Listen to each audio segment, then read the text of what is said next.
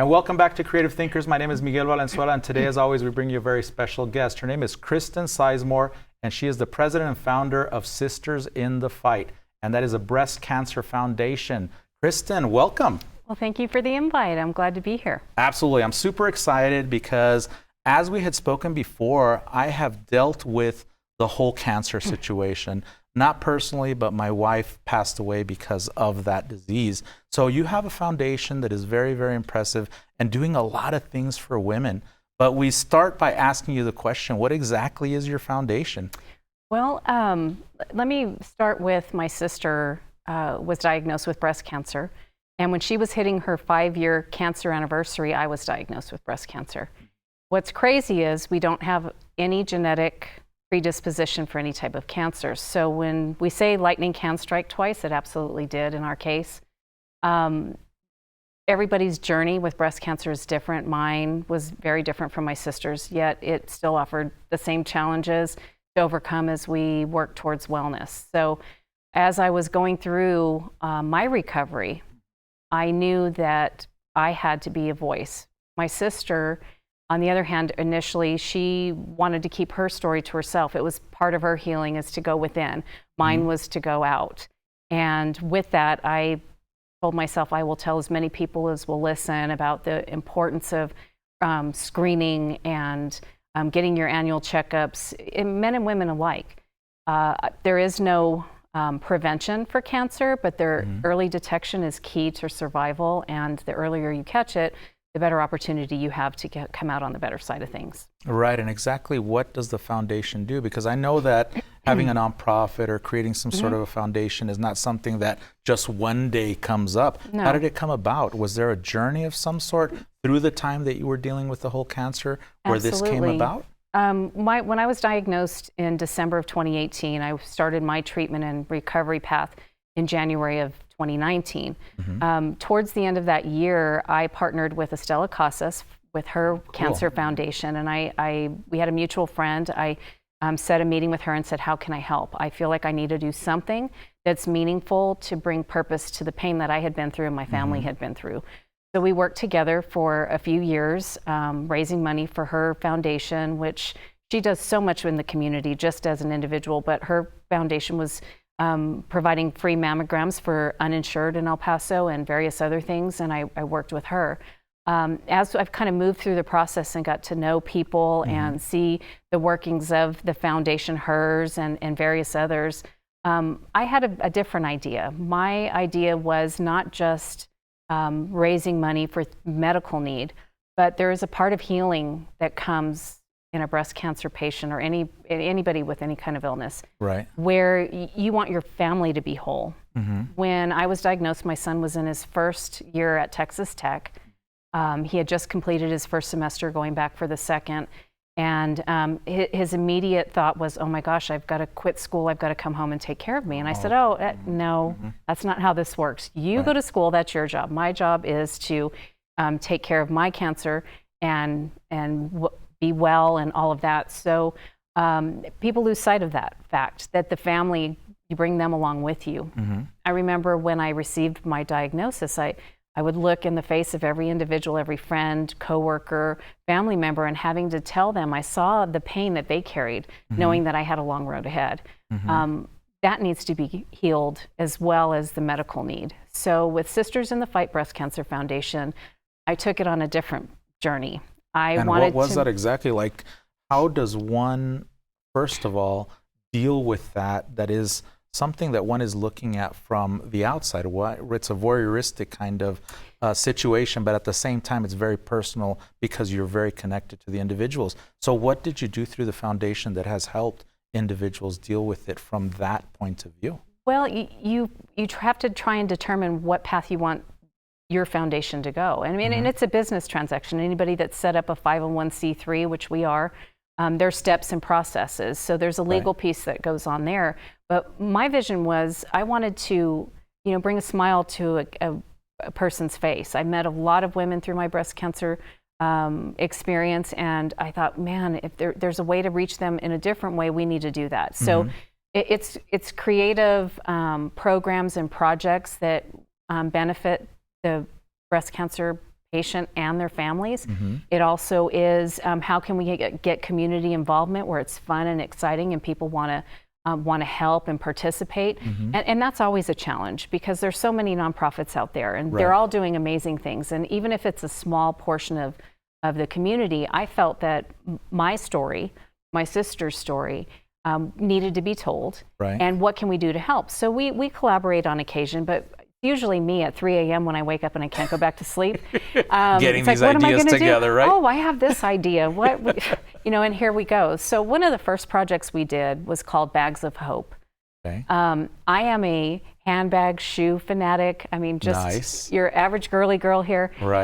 So I thought, what if we purchased or had donated these beautiful designer handbags and we raffled them with proceeds going to like Estella's foundation where we were doing free mammograms in the community and things like that. So we've done that for 3 years. And people that are buying raffle tickets for these bags are excited because we're talking upwards of $3,000 some of these handbags are. Oh, wow. So for the one that wins, it's like, oh my gosh, they have that feel good feeling. And then the proceeds provided on the other end for the cancer patient. So it's been tons of fun and we want to continue that. That one's been a little bit on the pause for our current project, which we'll talk about. My son is a golfer and he said, Mom, why is it that there's Bags of Hope? Why can't there be Swing for Hope? Like, why can't we raffle some golf clubs or something? We held our inaugural golf tournament this past April and we raised money. Which it was phenomenal from the onset to all the volunteers. I mean, it takes a lot. When you go out and have a good time at a golf tournament, you don't realize the work that goes on behind it. But my goal and objective was to raise money for for another organization called KESM. And what do they do? KESM is a nationwide company. They provide support to families who are on a cancer journey. Their story is it's a student-led organization stationed at universities across the country, and they provide summer camps for kids, counseling, activities throughout the year, depending on where you're located. There's a KESM chapter probably near you. So Camp KESM, I know a family in Houston. Her name is Kristen also. Oh, wow. And her husband was diagnosed with cancer, and he I believe it was a 7-year battle. So her kids grew up knowing that their dad was sick. He did pass away last year, but through that process, she became acquainted with KESM. And her kids went to camp every year. Now her daughter's a counselor at the camp. And they provide this amazing experience because kids can't necessarily relate on the playground to a family that's going through a tragedy. I know that my daughter, my youngest one, my eldest one is very stoic, but my youngest one has had a lot of issues and not really anything extremely deep, but it has absolutely affected her. One of the things that she always tells me is, you don't understand because I've never really had a mother. And that's, heartbreaking for an individual, especially a father, to kind of even hear a daughter say something like that. But it does affect people, and it's a beautiful thing that you're doing because through all these small acts, you're making these changes. So when you are helping the family, what do you do for the actual family? Like, give us an example of what you do for, let's say, somebody who has a child that is dealing with a parent with cancer. We haven't had that intimate connection yet, but my goal is to get there. When we raised money through Swing for Hope this year, my goal was to raise $10,000 to donate to KESM at Rice, because I do have a Houston connection, and I knew that they were doing fundraising for their summer camp. And to be able to provide $10,000 to them, I mean, $2,500 sends 4 kids to camp plus 1 camp counselor. Now, this program, there's no out-of-pocket cost for the family, which is important because you're inundated with medical bills and all kinds of other expenses. And this just is all a of the fun emotional thing. baggage. You bet. So I had the privilege of going to KESM at Rice, their annual fundraising gala, and I was able to present them a check for $10,000. Oh, beautiful. During that time, I met an 11-year-old little girl who had lost her father to brain cancer. She actually stood up and gave a speech about her dad and why she thinks KESM is important. And you see all these families that are adversely affected and how the healing happens with a community that supports them. Right. And you realize how important it is. And I can tell you, as a cancer patient myself, knowing that my family was okay allowed me to focus on my wellness. We forget about that because we're all going through it together. It's one big happy family going right to the finish line. So when everybody's well, it just takes that added stress off, like in my case, off my shoulders, knowing that my son was good and thriving in school and didn't feel the need to come home and take care of me, because that's the worst feeling a parent can have, is to have their child that's on their way to their own future. So that's kind of where we're centered. With the foundation, we want programs like that encompass the whole family, that can offer support for the whole family. And our board, which I do have a board for my foundation, we're working right now with KESM to try and start a West Texas chapter, which would encompass El Paso, Las Cruces, Midland, Odessa, all the surrounding area. So we have a KESM chapter at UTEP. We've identified some folks at UTEP that can help us with that. And our goal before the end of the year is to be able to get that established. So when we have Swing for Hope this coming spring, we'll be able to donate those funds locally and help the kids in the El Paso area. So I'll be calling on other organizations and cancer organizations to help me with that task. But I don't think it's going to be hard to recruit people. We've got our Everybody's own been touched growth. by this. You bet. And families, and with what is close to, there are families that come here for treatment, and the new cancer treatment center that's coming with Texas Tech. I mean, there's just so much need here, and it's time to start filtering those dollars here. So that's what our long range goal is. Beautiful. So going back to when you were a child, because we would like to get a really good insight as to who our guests are. How did you grow up? There's a huge element of creativity within what you're doing, your organization.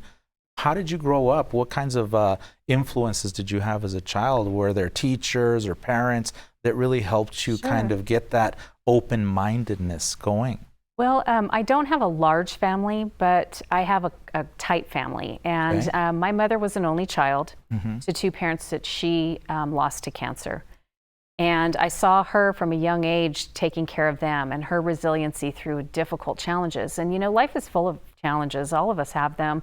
They're just packaged a little bit different. But I saw her kind of power through things. Even as a child, you're like, wow, that's got to be hard. And it was hard on us. But I saw her, and she was still there, and she was still there for us.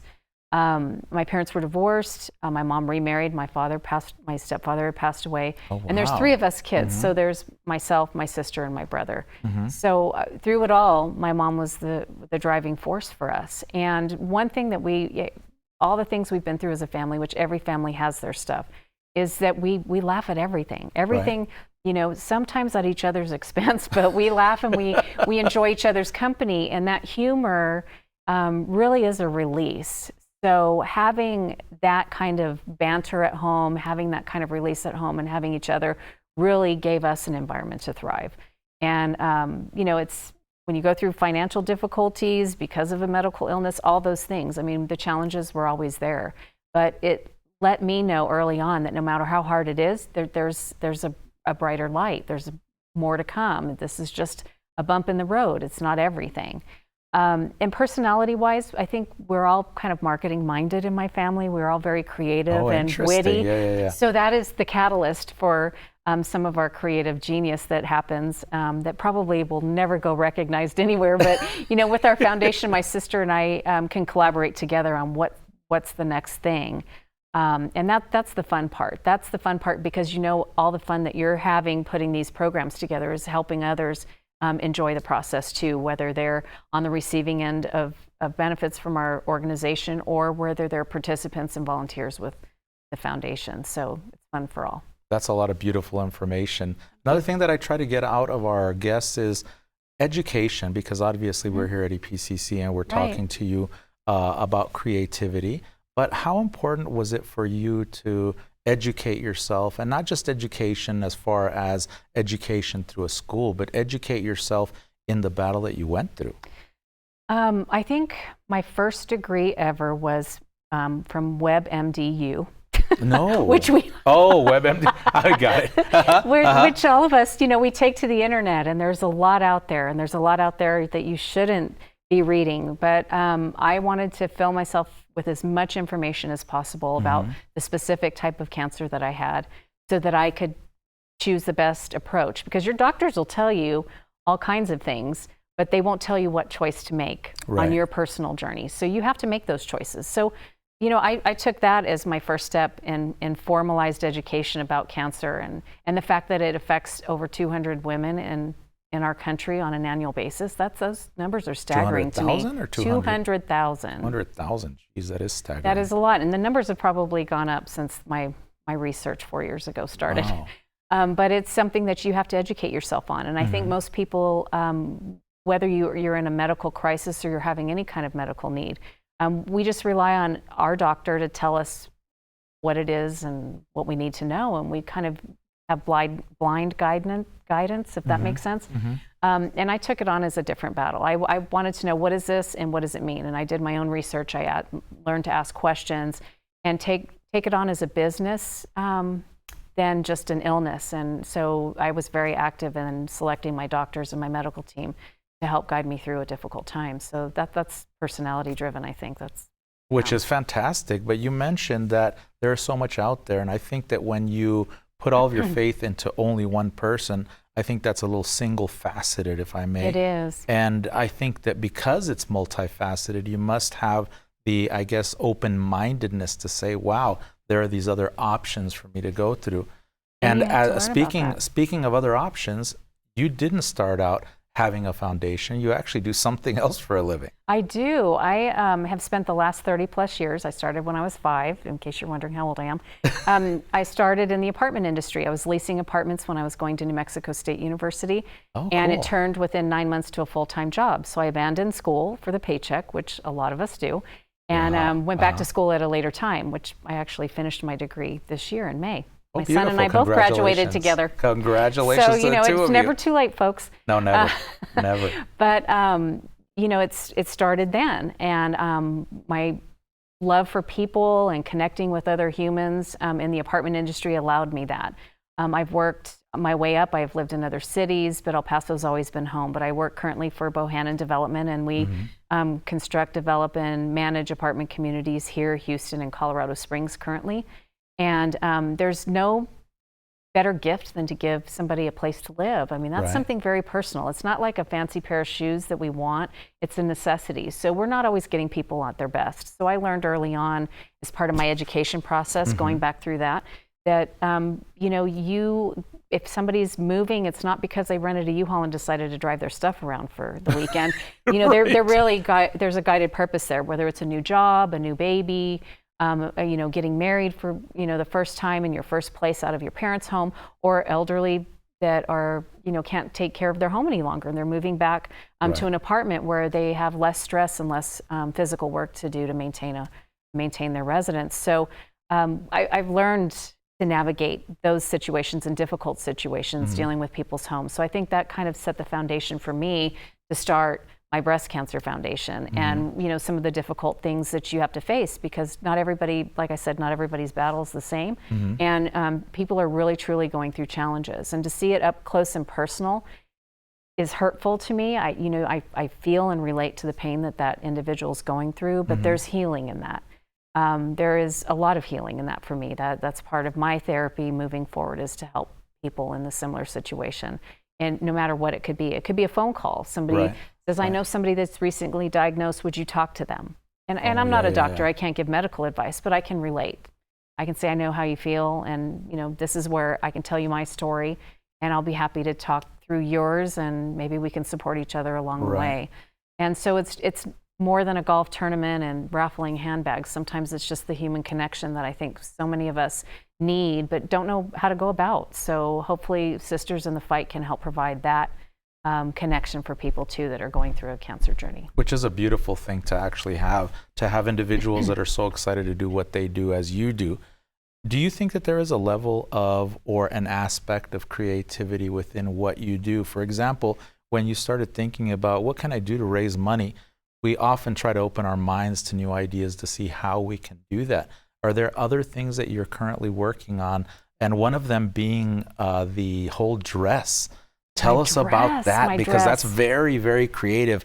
How you came about doing that, and how you have now moved forward with it. Right. And, you know, most nonprofits are looking for ways to raise money, and you have to be, you know, everything has a budget. You have to make sure that you're doing things in the best interest of the organization, that you're actually going to be profitable. And many people, when I started my foundation, said, "Oh, you're crazy. You'll never make money, or you can't do a golf tournament. You never make money at this or that." And I thought, "Oh, no, it's just the way you manage it.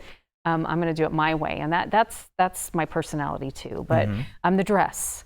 So I was scrolling through Instagram and came across an ad for JJ's House, which is a formal wear company for women, bridal, occasion wear, you name it. They have gorgeous dresses. Right. So they had reached 3 million followers on Instagram, and they were holding a contest. They said, you have to like and follow us, and then in the comments tell us why you want to win this dress. So there was this red beauty, and I think she was a size 2. I am not, but I thought, I want that dress. That dress has to be mine. So in the comments I put that I need this red dress. You know, I'm a breast cancer survivor. I would love an occasion to wear it, but if I didn't have one, I'll wear it to Target. It's fine. Right. Which you did. Which I did. I did to launch my current campaign. So when I won the dress, JJ's House was so incredibly amazing. I said, I don't know what size I am. I mean, I'm all over the place. I had had bilateral mastectomy and reconstruction. I had been on a recent weight loss journey. So, you know, all these things were factors that I don't know. I don't know what I'd wear in a formal dress. So they said, well, send us your measurements. We'll custom make it for you. Beautiful. So that thing came, and it fit like it was made Like for a me dream. because it was.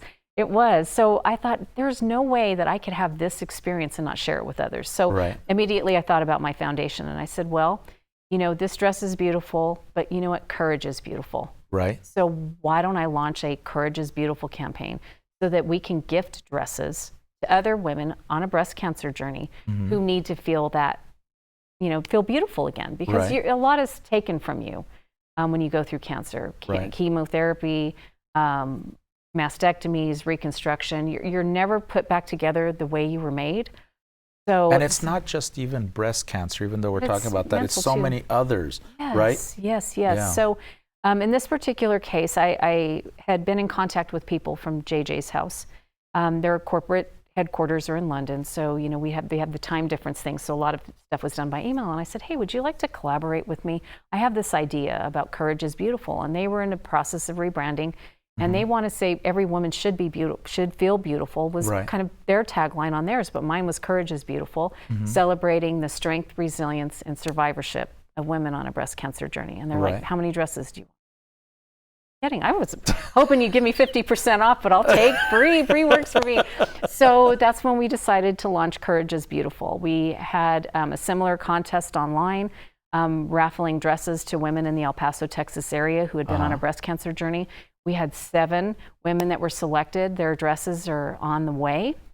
And on November 3rd, we're going to have a gala celebrating these survivors, telling their story and allowing them to rock the runway in their beautiful gowns that are coming from JJ's House. So in addition, they're sending extra dresses that will be used as props for our gala and our dinner at Coronado Country Club. Oh, wow. And then those dresses will be donated to an organization locally that for women that are teenagers that are going to prom, things like that, where they may not be able to afford a dress. So JJ's House has graciously told us, keep the extras and put those to good use in your community. So we're actually doing a double benefit here. So we're really excited about that. Oh, I absolutely love it. So how do you think that the community changes because of the things that you're doing? Because I'm a very big proponent of helping our community, especially here in El Paso. But how do you think by doing these things, thinking the way that you do, and applying these things, how do you think it helps change our community? Being an El Paso native, semi-native, I know how impactful positive things that happen to me in our community helps me and how it makes me feel. Our foundation is small. We're only 2 years old. So we've got a long way to go. But if we're impacting 7 women's lives and their families that attend this gala, and anybody out there that wants to attend, there are tickets available for this. You know, you're supporting, you know, even a small portion. I think you're doing your part. If everybody were to extend themselves in an act of kindness as that, I think El Paso would just continue to be a great place to live. So it's almost like a pay it forward type of thing? You bet. You bet. We should all pay it forward a little bit. Share what gifts we're given. Yes, and that's very true. Like I've been given the gift of talking to individuals like yourself. I mean, I don't just talk to founders of nonprofits and things like that. I talk to DJs, chefs, you name it, I've talked to them. But one of the things that I've really been able to take from this journey that I'm on right now is to learn from people. And I feel like what you're doing also is you're teaching individuals.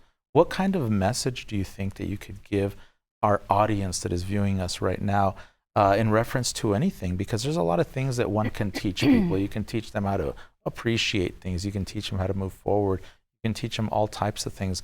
What types of things do you think, or what is one thing that you can give our audience? Well, I feel that we all have something to give, and you'd be surprised what people attach to when you're honest and open about your life, your journey, your experiences. But if one thing I've learned in my life so far, going through cancer included, is a lot of times fear holds us back from what we really want to do, whether it's the job, whether it's the, asking that cute girl out on a date, or if it's whatever it is, we all have something that we fear, and fear holds us back, where I've let fear be the catalyst for what I do. And it's amazing what doors of opportunity open when you just power through what would hold you back from where you should be headed. And don't let fear be the no. I mean, let it always be a yes, and just keep pushing forward. I think that's probably the best advice, and it's multifaceted in the sense that it doesn't have to mean you have to start your own breast cancer foundation. It means that, step outside your fear and let that move you forward to what your goals and dreams are, which all of ours are different. And that's a beautiful thing, because I think a lot of people are afraid to take that first step. And you having said that, I think it will enlighten individuals to learn that we don't have to stay stuck in one place. There's so much more out there for us. So in the future, aside from the dress, because we're running out of time very quickly, what is something that is coming up in the future? So a little bit of golf, a little bit of dresses, some more purses, and then? And a lot more creative thinking. I still have a full-time plus job, and so my foundation takes evenings and weekends and mind space as I look at creative ways of raising money. But it's continuing to meet people and having their stories influence me, and that's where my creative energy comes from. And that's beautiful. So if somebody wants to be part of your foundation, if somebody wants to come and help or donate, how do people get a hold of you? Well, we have a couple ways. We're on Facebook, Sisters in the Fight Breast Cancer Foundation. It should pop up there on Facebook. Instagram is _Sisters in the Fight _. You can find us there on Instagram, or you can go to our website, which is sistersinthefight.org. My email address is Kristen@sistersinthefight.org. You can send me an email or send a message through our website, Facebook, Instagram, and I'll be happy to respond if you want to volunteer. If you'd like to donate, we have donation opportunities online. There's a click to donate. Or if you want to be part of the Courage is Beautiful Gala on November 3rd, we would love some support. You can't physically be there. Maybe you can purchase a table or tickets to send others, whether you're a company or an individual that may want to come celebrate with us. We would love it. Well, beautiful. So I wanted to thank you so much for taking the time to be here with us today, because I know that you're a very busy individual, but I wanted to say that I hope that you had a really, really good time here with us today. Enjoyed it. Thank you for the invite. It was fun. Absolutely. And I wanted to thank all of you guys to tune in, as you guys hopefully do all the time. If you guys want to get in contact with me, you guys can reach me at mvalen31@epcc.edu. And please join us next time, where we'll always have great guests for you. Thank you very much.